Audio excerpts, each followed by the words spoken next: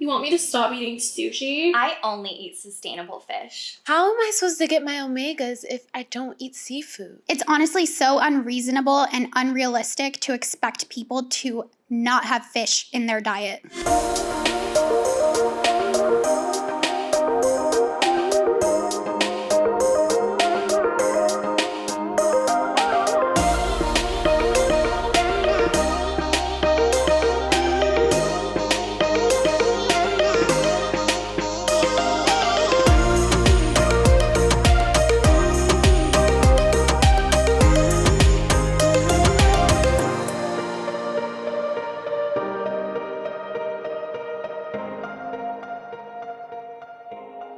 Hey guys, welcome back to The Vegan View. Today we are going to be talking about the documentary SEASPIRACY, and I know that a lot of us have some strong opinions about this, so let's get started. First off, none of us wanted to watch this documentary. No. We've all been vegan for quite a while now, so I think when it comes to documentaries, we already know, we've already made the decision not to eat meat or fish, so it doesn't feel necessary. We don't need And any more also, it just hurts a lot seeing that. Like, even though we know that this is the truth and we know what the facts are, just seeing it hurts so much. And that's why we don't eat fish or meat, because it hurts us to see what animals go through. I know for me, I was really dreading it because I just didn't want to feel pain and I didn't want to see how they suffer. Really, all of us watched it in the last minute. Yeah, like very recently. We watched it. We all watched it either this morning or at midnight last night. Last night, it's so funny. That's how much we were dreading watching this. And because we already know a lot of this information, it just seems kind of pointless because you feel a little helpless, faced with these facts and seeing what the reality is out there. So I think watching it and having to really go through the motions and take it all in again kind of brings you back to however many years ago before you were vegan, and having that sort of dreadful realization that what you're doing is wrong, but you kind of do it all over again, except now you have, a life of a vegan behind you and you're kind of oh, well, things still haven't changed. Yeah. So, yeah. No, it was so funny because halfway through I said that to Jesse. I was like, I'm okay watching this, actually. I mean, it gets worse, but I was like, I'm fine with watching this because I already know I've made the decision not to eat sea animals, and I feel good about this decision, and I'm feeling really confident. If anything, it affirmed it. But I was like, imagine not knowing these things and not having made that decision. I just remember that guilt that I felt when I started to realize how we treat animals, and it's that's what people are probably going through right now while watching it. That is very true. The messed up thing is that people are going to feel guilt and they're going to make changes, or they're going to feel guilt and they're going to think about it one or two times, and then they're just going to be like, oh, and then they're going to go back to... And find a way to justify exactly. their actions, find those debunking Feels like videos. it's very temporary sometimes how they feel after they watch these kinds of documentaries, even with what the health, a lot of people were like, okay, I'm gonna stop eating this and that, and then look at them now. I think for me, the reason why it took me so long to finally watch it and I waited till the last minute is because obviously, as I mentioned, I went vegan because I watched Earthlings. All those images from 10 years ago are still scarred into my brain. I don't need to see any more animals suffering. But the biggest thing for me is wow, there's another new documentary trying to convince people, and this information has been out for so long, and it's there's still a need for this, for these images, for this to be put in people's faces to try to convince them when it's been out for so long, So I'm just torturing myself and putting myself through this trauma watching it again, and I'm like, wow, people are still doing this. it's good because I feel it's a topic of discussion, and it was in the top list everywhere, I think, around the world on Netflix. Yeah, so a lot of course. of people were interested in it, and they were watching it. And if if they don't go vegan right away after watching it, at least it's a seed that's planted in their head, and they're thinking about it. And maybe the next time they do sit down and unfortunately have another piece of seafood, they think about it oh, now I remember Seaspiracy and what those facts were and what those stats were and how detrimental it is to the environment. So hopefully at least it makes people more aware of what is going on, and it debunks that sustainable, fishing. Oh my God, that debunk that. Blew my mind, actually. Sea animal or not, people love to say, oh, sustainable, I only buy sustainable meat, I only buy organic meat. Cage-free. To us, that does not make a difference. And especially I liked that Seaspiracy really laid that out, that sustainability, there's really no way to define it. There's really no way to track it. Sustainability is a marketing term, essentially. Right, exactly. It's like greenwashed, or I think the term they use is blue washed. Blue washed. And really there is no way to track it. Like there's no way to see what these, fishing boats are doing, like all the way out in the ocean, like unless you have someone like Sea Shepherd going out and patrolling, but there's... Or those like monitors who can be paid off very easily. Like who can be bribed. Yeah. So, there's so many, things that can make it difficult to track. And they're all influenced by money. So the more labels they give out saying that it's like dolphin safe or whatever, the more money, because people pay those companies for that label, so they make money. So anytime there's a financial incentive to give that off, you realize that there's a conflict of interest. If there's a conflict of interest, how are you enforcing that? How are you enforcing sustainability and that it's actually dolphin safe? You can't. Literally the guy, hold on, I have his name right here. Oh my God, I was This was dying my laughing. favorite part because he was just like... The dolphin certified guy? Yeah, the dolphin certified guy. Oh, when He's like, there's no way to tell. Guarantee. There's no guarantee. There's no guarantee. But so it's guaranteed? Well, that's why the label's on there. But how is it guaranteed? There is no guarantee. There's no way. It was just like. But honestly, I was glad that the man was just honest. Yeah, like exactly. At least he did the interview. He made himself look like a fool, but still, at least he was honest and didn't try to beat around the bush. He's like, look, there's really no way. I mean, the fact that like he asked him, he's like, so can you guarantee it? And he's like, nope. No hesitation. He didn't even try to beat around the bush like the other people in the documentary who got angry and they're like, turn the camera off right now. Yeah. And he was just like, no, there's no guarantee. No, there's no way. Well, how do you guarantee it? Well, because we put the dolphin safe label on there. Okay, but you just said that you can't guarantee it. Yeah, but we put the label on there. Okay, but it's the same thing. I think I saw Earthling Ed mention this. He's like, how can you put a label on something? This is like someone who has a peanut allergy and a restaurant says, well, we can't guarantee it, but we think maybe possibly that it's peanut free. And it's like, well, someone could die from a peanut allergy. And dolphins are dying. Dolphins are dying. Like, why does the same not apply? Everything is ran by ego and money. And y'all who are participating in eating. Hopefully nobody watching. Yeah, hopefully no one watching, but hopefully some people who are watching. Yeah. If you are contributing to the fishing industry and all the harm that's being caused in the ocean by buying fish and going to your sushi restaurant and eating fish, or going to the grocery store and buying fish. You are responsible for what's going on in the ocean. And like the documentary said, and we all know this, we need the ocean for life. Yeah. I mean, honestly, like when they were talking about the shark finning, that one, all of them get me. None of them will ever be justified to me, but the fact that they're like cutting off sharks' fins and it's like this luxury status thing. It's not even like a lot of people will like argue like, oh, well, a lot of places like that's the only thing they can do. That's their only way to get food is by fishing. The shark fin soup that they ship to China that they use as a status symbol because it's $100. $100 for a bowl of soup that has no nutritional value and doesn't even have a flavor. From what they said in the documentary, obviously. And then they showed clips of like some sharks being put back in the water with their missing fins. How cruel can you be?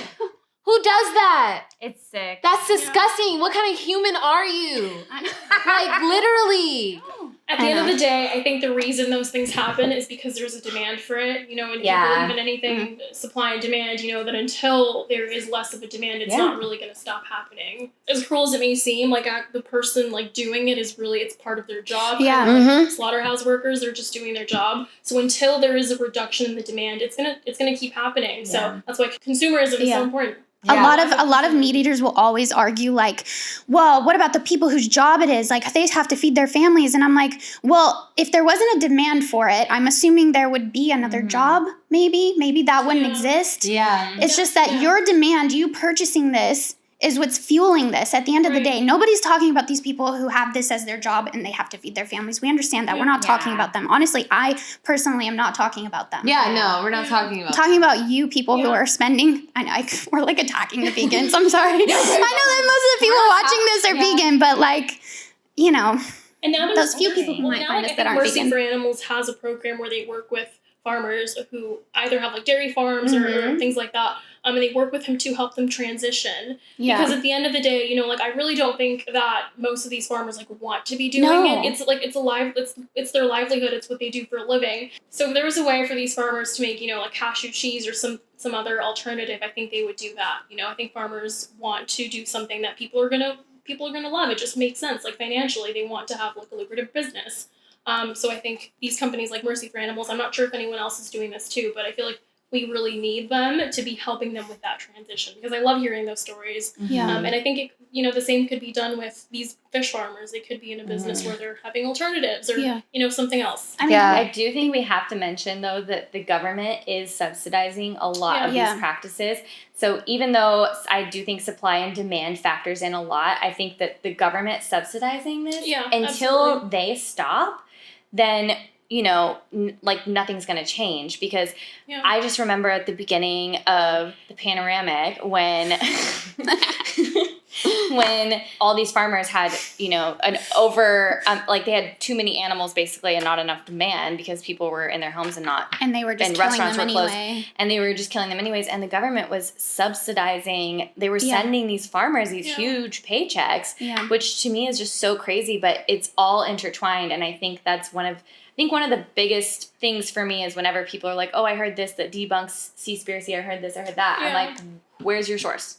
Who is backing that? Yeah. Who is funding that? And I think that's one thing that the documentary laid out really well, was showing that there's some, I don't know what the term is, you follow but the money. I think exactly. There's One thing we've learned is always follow the money, no matter the industry, no matter what. If somebody is beating around the bush and they don't want to call something how it is, even though we know how it is, like most of these plastic safe companies that they went and interviewed, and they were like, well, why aren't you talking about the fishing nets that are the biggest problem? And they're like, I suppose maybe possibly we shouldn't be fit. And it's like, we know who's funding you. That's why you don't want to talk about it. And maybe that's why too they push the plastic issue so much. Obviously plastic is a huge issue, of course, but maybe that's why they're pushing that so much and making that the forefront of the problem when we know it's only part of the problem, is because they don't want the spotlight to be on, the biggest issue, which is overfishing and like fishing nets and all that unsustainable practice. My favorite was that moment when that woman was like, well, I suppose people could reduce their fish intake. Anyways, I think you should ask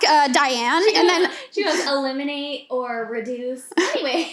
And then Diane was like you just said it. Keep going. Diane's eyes are bulging out of her head, and she's like, she didn't say that. Cameras off. Cut the cameras off. And then denies it. Are getting paid by the organization. It's just... And to those people, I'll circle back around, to those same people who will argue, well, what about the people whose job it is and they need to feed their families? Like, if you actually watch the documentary, what about when they talk about the shrimping industry in Thailand? And there's people who they interview who are in a safe house because they're the lucky ones who actually escaped, who they hold captive on these ships because they're doing free labor. And they're one of the lucky ones. They literally talk about how they would store people who couldn't keep up and died from exhaustion, hunger in the freezers of the ship. What about those people? Because if you're going to not worry about the animals, I understand. But what about the people who are doing free labor and are dying? And the ones who they interviewed are too afraid to show their faces. Yeah. People love to talk about the loss of jobs, but they don't analyze how people who do have jobs in these, markets are suffering and how, unethical that treatment is as well. Yeah, I did like how they showed that, in the local lands where people really do rely on fish for sustenance because maybe, they don't have the access to fresh fruits and vegetables that we have. And the fishing industry is stealing it right out of their hands. Right. Like, these people are hungry, they're starving.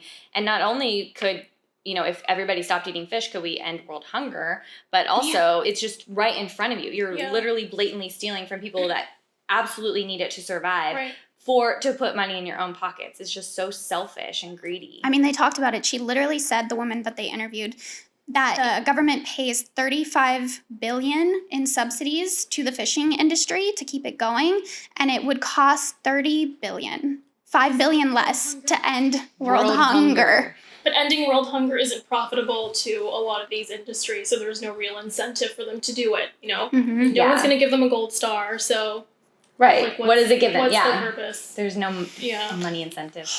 I will say one thing that I didn't love. I was listening to Goats and Oats podcast, and they mentioned this as well. In the beginning, when they're talking about the whale and dolphin hunting, And he's like, well, I couldn't go to Antarctica, but I'm going to go to Japan. And I really didn't love the way that they made Japan seem like this big evil country that's to blame. Because I think when you have a brain, you're like a smart individual, you can understand, oh, that's a part of the Japanese culture. Some people are not going to interpret it that way. And they're going to be like, screw Japan. The Japanese did this. And I wish they would have gone a little bit more in depth.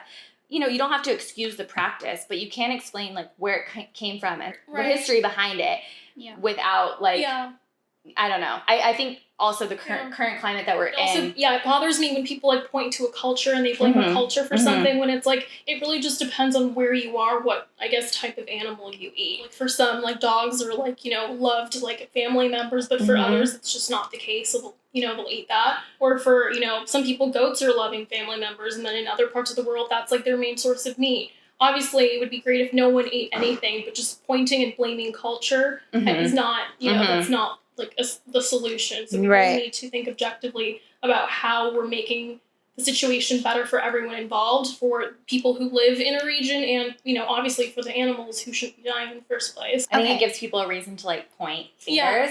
And how about you? Well, like, if you're eating fish, you live in the States, you are eating fish, you are also killing dolphins and whales, so you're also to blame. So that just, if anything, people in the Western countries are responsible for most of the dolphin deaths, because obviously everyone wants to blame Japan, but they gave us the numbers in the documentary. 700 dolphins are killed a year during that hunt, and that's not justifiable. It's disgusting. It's not okay. But 300,000 whales and dolphins are killed simply as bycatch in the fishing industry. Okay, look at those numbers. Look at that difference right there. 700 a year in Japan, 300K just as bycatch in the fishing industry. Here, for us, for those of us who can afford seafood. And it's like, a lot of people will point fingers at Japan and be like, oh, they kill dolphins there and whatnot. And it's like, well, what about you? You also do. You're killing dolphins, too. Which is why I'm glad they did bring up the dolphin safe certification, because I think a lot of people really do fall for those marketing tactics. Yeah, it's all marketing tactics. Like, you got to think for yourself. Don't just look at something that a label or something that the government put on something or an article, whatever. You need to think for yourself. Yeah. You can't trust. I'm sorry, you can't trust the government, and you can't trust the FDA or any of these. You can't trust, you can't trust brands. You can't trust. Greenwashing is such a thing. There's a lot of marketing tactics out there, and you need to know which ones they are. Like, sometimes brands will say all natural or natural, and it's like, they don't really need much to be able to say that. Just seeing all that blood in the water. Oh, no. These beautiful beings, these beautiful, intelligent, living things, beings. That was the part I knew I didn't want to watch it for that reason. I don't need to see that. And then I see that scene and I'm like, and then they show the pregnant whale and they show the little baby next to it. It's very gory. So just warning, if you do plan on watching it, you haven't watched it yet, the very end is definitely traumatic. You know what blows my mind more than anything is, like, people who can watch that and be like, but it's unreasonable to ask people to eat vegan. I'm like, did you watch that? Yeah. That violence? Because that wasn't a horror movie on a Hollywood set. We're doing this to real living like, that was a family. People get comfortable in the way that they're living, and it is hard to confront when you are doing something wrong. I think that's a hard thing to do as human beings, like, just admit when you're wrong about something. And I think for whatever reason, people hang on to that so hard when it comes to food, whether it be the sushi or whatever. People get really defensive about food, and then they also tie it into culture. I always see people say, like, well, I couldn't go vegan, I'm from so-and-so. And it's like, well, my dad's from Argentina. I grew up eating steak, like, in the morning. That's what I would eat, and I've been vegan for 7.5 years, and I veganize a lot of Argentinian things. So, you know, you can incorporate vegan food into your culture and, like, enhance it and, like, make it better. I mean, I'm Bulgarian, and it is a very meat-heavy country. Like, we eat meat, like, 3 times a day. Honestly, I will never understand justifying it as, like, well, this is my culture, this is where I grew up or whatever. And it's like, my parents were, like, nearly 50 when I forced them to watch Earthlings after I watched it. And my mom is now vegan, and my dad, you know, occasionally will eat meat, but for someone who ate meat all the time and grew up and it's part of his culture, like, he, you know, he's through and through Bulgarian, but he has adapted a more vegan diet, and he'll call me and he's like, I decided I'm going to have 3 fully vegan days a week. And I'm like, if he can do it, like, no, like, it's just not an excuse. And the more the demand goes down, the less of all this violence, because that's what it is. It's violence. There's no sugarcoating it. And even watching it, I think people might be like, oh, why did they have to be so gruesome with it? Well, that's the fact. That's the reality. Why don't you want to see the reality? Why don't you want to see how you get your food? Why don't, you want to eat it so bad? Let's see the journey. I will forever, like... I can honestly listen and hear anyone out, because I understand that everyone is on their own journey to understanding, but the people who are like, oh no, I don't want to see that, I want to stay ignorant. And I'm like, so a little part of you knows that what you're doing is wrong. If you don't want to see the truth, why don't you want to see it? You need to face it. You need to see it. That is so true. Or the people who will like argue all day long. We can sit here and argue about what's healthier all day long. We can go back and forth about these omegas and this protein and blah, blah, blah. How do you justify that violent murder that you commit? Right. And it's we so... don't need it, especially because we don't need it. We don't even need it. I will forever we don't need to eat it. respect someone who says, you know what, I just like the taste of it. Just admit it. Yeah. All you care about, you're selfish, and all you care about is the taste. It is selfishness. That's like, it. okay, yeah, that happens, and I'm gonna like turn the other cheek, or like I'll know about it, but I'm not changing it because I like the way this tastes so much. It's sensory pleasure over life. Exactly. These are living beings. We have eyes. I always say I don't eat anything that has a mom and a dad. Yeah. Yes. You know what I mean? My version of that is I don't eat anything with an asshole. That's definitely her version of that. That's good. I'm gonna say But that it's like, to someone. but it's like they have babies. The ocean is its own world, and we actually need it. Yeah. And like, what are we gonna leave for our children and grandchildren and great grandchildren? Right. Yeah. It's a beautiful world too. Like I mean, I am a certified scuba diver. We've established. I've only been like 3 times in my life, but Experts. I'm jealous. I want to do it. Just being down there, it really is insane. And I loved Dr. Sylvia Earle said at the end, where a lot of people just don't think that fish have feelings or they're not sentient. All of us were there at one point. We all have said that fish was the last thing that we stopped eating. Yeah. And I fully can admit that that is what I thought. That was my justification to myself. Yeah. But her saying until you spend time around fish and you really know them, then you will know that that is absolutely not the case. Yep. And I think that's it.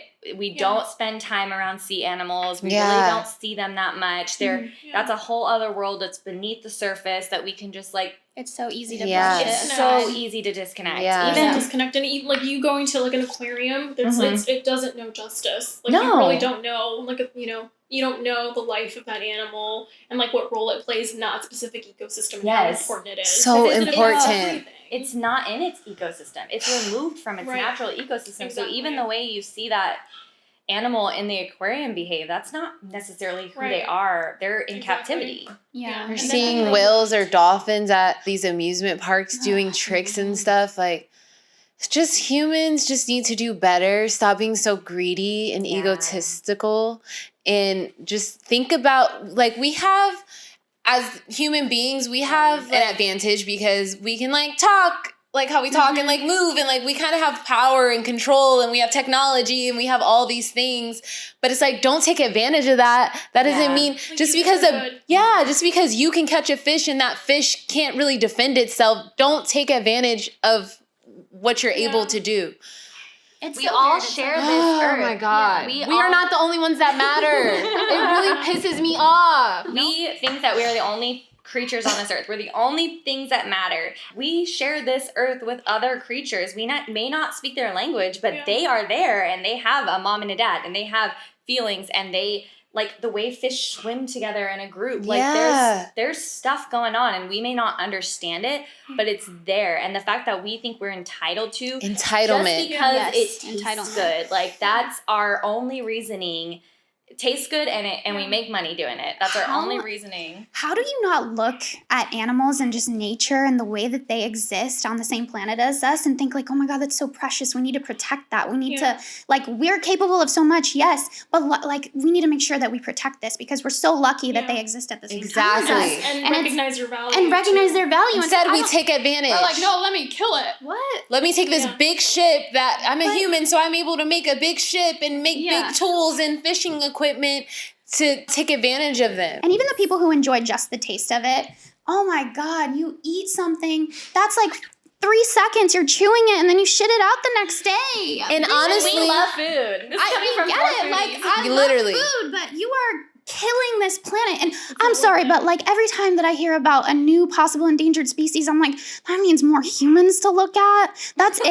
That's all that's going to be left. All these beautiful creatures, and it's like, I'm tired of humans. A lot. People say that we're at the top of the food chain, but we really, I mean, taking like technology and all that aside, we really bring no value to the earth other than maybe like to each other. All we do is trash it. Well, we take. From the equation, everything and everyone would be better off. Whereas if you remove, a lot of animals from the earth, like is happening now, then you see changes. You see changes in the earth and like in global warming and in how ecosystems behave and overpopulation, even that people love to worry about overpopulation, but don't recognize how their own actions affect overpopulation. That's so weird that humans are worried about overpopulation. Yeah, very ironic. Really? Very ironic. And just like that guy said in the documentary, he was attacked by the shark, but now is dedicating his life to like protecting them. Yeah. If sharks go away, the ocean turns into a swamp and then we all die. So I don't even know why you need to have any more details than that. To think to yourself, oh my God, I need to protect these animals and I need to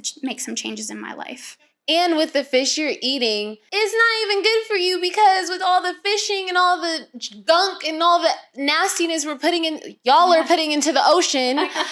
You're eating all this like oil and mercury and like all this stuff. So it's not even really benefiting you. Just eat a plastic bag or after you finish your Starbucks latte, eat the cup with the straw. Yeah. Same thing as a fish these days. Yeah, literally. Whatever good having fish could potentially do, whatever, benefits come from eating fish, you also have the other side of it, like where you are consuming like all these microplastics, all these unnatural things that are now found in our waters that you're consuming. But then think about, just like they said in the documentary, they talked about how whatever good you get from eating the fish, like the omega-3s, that's the one thing they'll fight all day long. Yeah. It comes from the algae that they eat. Yeah. We could just go straight to the source. So even fish oil, it's like crushed fish that they like get the oil out of or whatever, and they're like, why are you going through all this effort? You could just go to the algae instead of getting it secondhand. Because it's all about the money, baby. Exactly. It's all about the money. They don't care about you. You think they're doing all this fishing and labeling like, oh, sustainable and all that for you to look out for you? No, it's for them. Yeah. Stop. Because they are rich. What kind of earth are we leaving for future generations? If there's going to be any future generations, to be honest, at this point. The end of the world, as they told us. Then what are you guys going to eat? Oh, then you guys are going to eat vegan fish. And then, I don't get it. It's going to be too late by that point, and they're all going to be like, God, I wish we would have thought about this before. What do we do now? And all of the vegans will be like... all over the news. New crisis. It's because of you.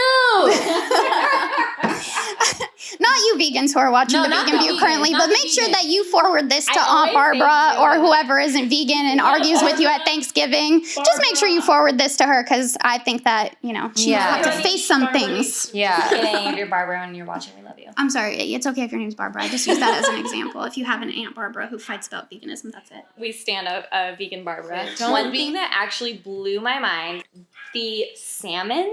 The farmed salmon, first of all, the state that it's in before it even goes. Wait, the rice. Oh my gosh. That's it's disgusting. Rotting flesh swimming around with just rotting flesh. Let me tell you, you are delusional if you think that you haven't eaten some of that. And I have. I know I have. Yeah. It's sustainable. It's like from Ireland or Scotland. I'm from Scotland. It's sustainable. It's like from like the Celtic Sea. Like you are consuming all of that.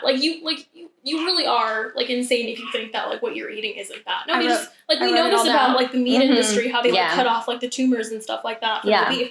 They do the same thing. They do the same exact thing. Yep. You never know what condition that living thing was in, what it had, what it ate. You don't know what it ate. Whatever it ate, you're eating. And that's affecting you. And we wonder why we have all these health problems and all these things coming up in our health, some people's health. Yeah. And I believe it's a lot of food-based. Yeah. You know, you don't know what you're eating. If you think you're just eating a piece of fish, you're not. And then something else that blew my mind was like the salmon, because they're, you know, like in such close quarters. Gray. Like aside from the lice, they have like salmon like chlamydia. I know. They have salmon chlamydia. You're eating salmon chlamydia. You're sitting at your bougie little restaurant paying for your $40 salmon, and you're like, this chlamydia tastes so good. Bougie chlamydia. I'm sorry, but it's true. It's sustainable, organic. It's sustainable. It's from a fish farm. Chlamydia. Leave the fishies alone.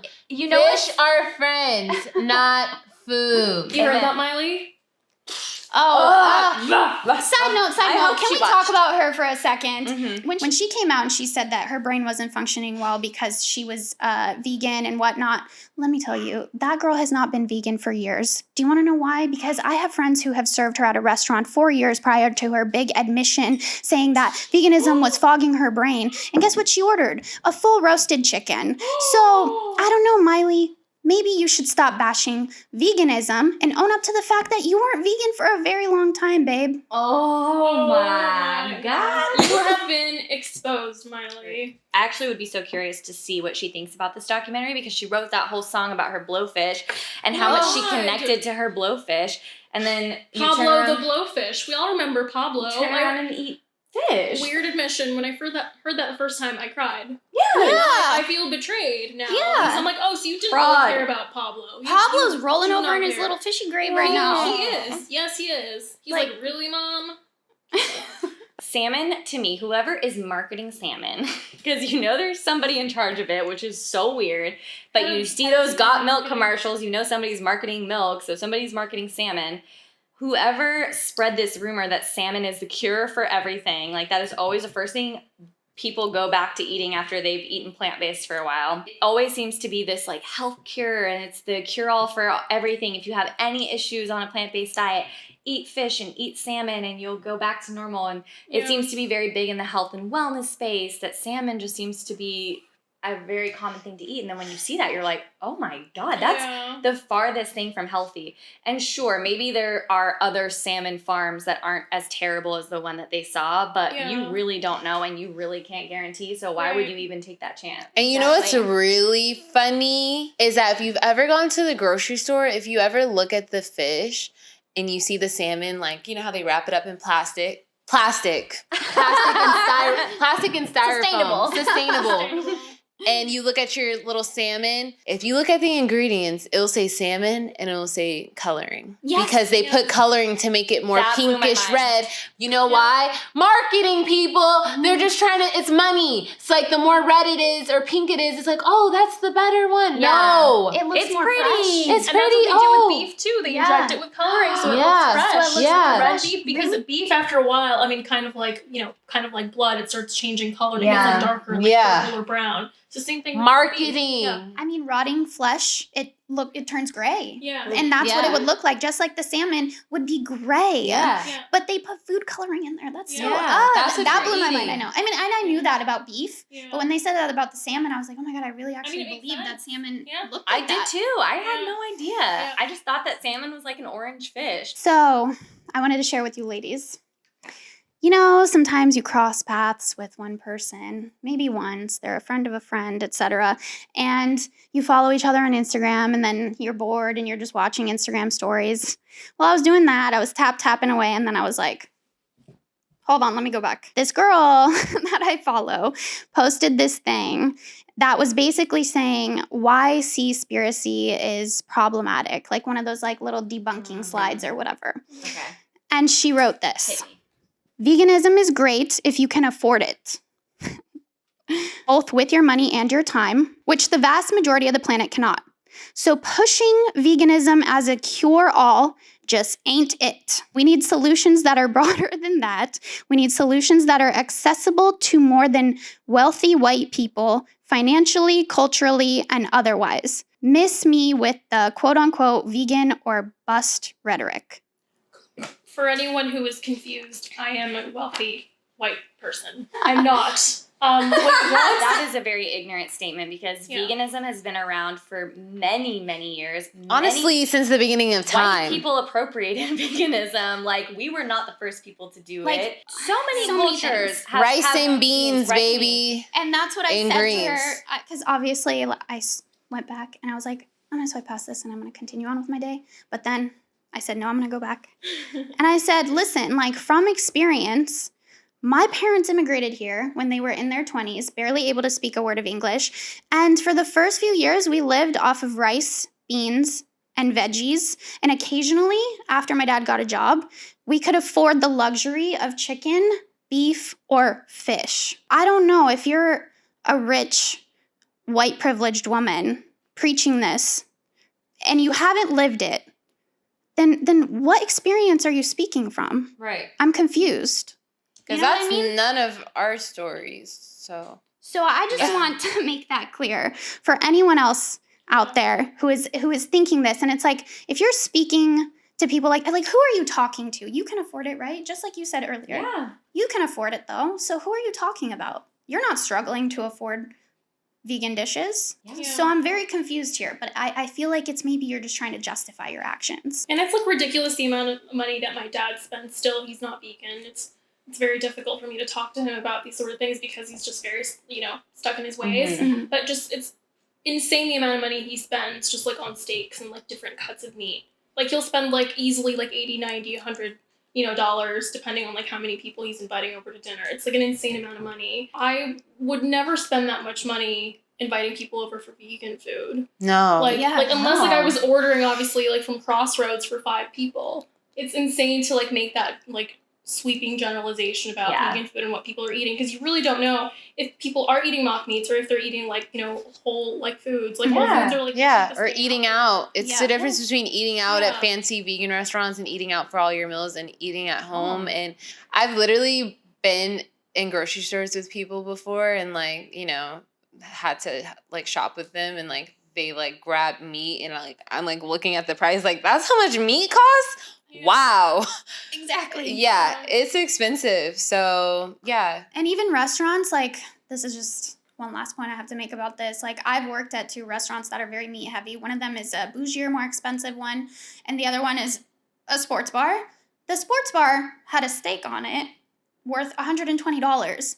I can't think of a single vegan restaurant that has a dish on its menu that is worth $120. And if there is one, please send it to me because I don't want to be wrong. Again, I don't want to speak on things I don't know about. So if you have any information, send it my way. The other restaurant, a lot of steaks, it was a little bougier and whatnot, but there wasn't a single dish on there that wasn't meat and was under $30, $40. I go to vegan restaurants all the time. I get that, the dishes are expensive, but $30, $40? But it also depends on the kinds of restaurants that you're going to. Like, exactly. Somewhere, like, nice, like, on Melrose or, like, something on Ventura Boulevard, obviously it's going to be more expensive. They're in more expensive locations. They have to, charge more money. But if you go to, like, a mom and pop shop, like, somewhere in Pacoima, and you get something that is vegan, that you make something vegan, you're not going to spend $20. You might spend $10, like, with a drink. That's just the reality of it. Obviously not the case in every situation, but, it's just that the sweeping generalizations are a really bad look. Yeah. And not accurate. Yeah. It's just uneducated because, of course, you can spend a ton of money. Your diet is completely made of vegan mock meats, vegan cheeses. Yeah. Yes, easily you could spend $300 on a single Whole Foods trip. Yeah.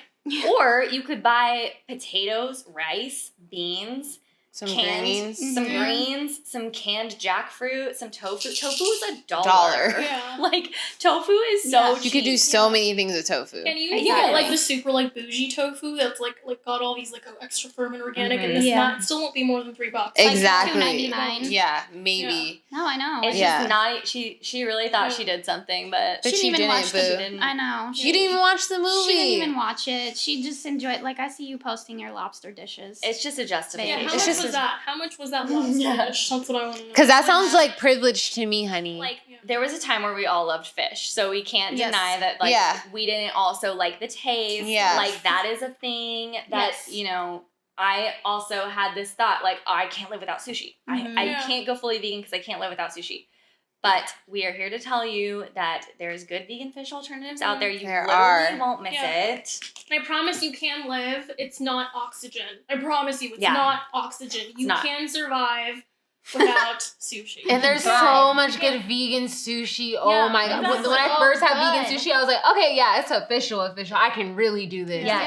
Yes. I remember one time I went on a date with a guy who didn't like sushi. He hated all seafood, but I took him to Shojin. And I guess it just shows how much it tasted like seafood that he didn't like Shojin either because he said it was fishy. Shojin is a vegan sushi place in LA. Sushi place in LA. Which is very good. Yes. Very, very good. I like Shiz in San Francisco. That's my favorite one. Go. We need to do an SF trip. Let us know in the comments down below what you thought of Seaspiracy. If you had any agreements with us, disagreements with us, just let us know in the comments down below. We'd love to hear from you. Make sure you tune in next week. We're going to be doing a vegan fish taste test. So we will be giving you all the alternatives if you're new to this lifestyle and you want to learn more about it and you want to see some great alternatives. So stay tuned. Don't forget to subscribe to this channel. Check out our individual social medias. We'll link that all in the description box down below. And we'll see you next week for another episode. Bye.